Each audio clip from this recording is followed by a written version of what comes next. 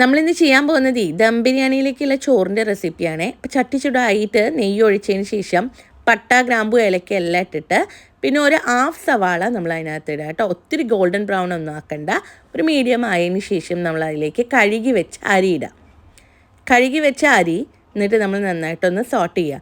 അത് ക്രിസ്പി ആക്കരുത് കേട്ടോ. ക്രിസ്പി ആക്കാതെ നിങ്ങൾ ഒരു ജസ്റ്റ് ഒന്ന് ചൂടായതിന് ശേഷം നമ്മൾ അതിലേക്ക് വെള്ളം ഒഴിക്കുക.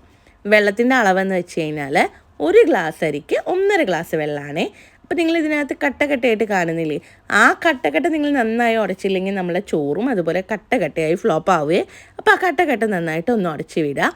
എന്നിട്ട് നമ്മൾ അതിലേക്ക് പാകത്തിനുള്ള സോൾട്ട് ഇടുക.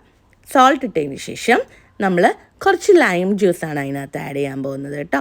എന്നിട്ട് നന്നായി മിക്സ് ചെയ്ത് അടച്ച് വെച്ചോളൂ. പിന്നെ ഓപ്പൺ ചെയ്ത് നോക്കുമ്പോൾ നിങ്ങളുടെ ഗീ റൈസ് റെഡിയായി. അപ്പോൾ എന്നിട്ട് അത് ഞാൻ നിങ്ങളെ കാണിക്കാൻ വേണ്ടി പാത്രത്തിലേക്ക് മാറ്റി ജസ്റ്റ് ഗാർണിഷ് ചെയ്തു. കുറച്ച് നെയ്യ് മേലൊഴിച്ചാണ്. ഇതിലേക്കുള്ള ഗ്രേവി നമുക്ക് അടുത്ത വീഡിയോ കാണാം.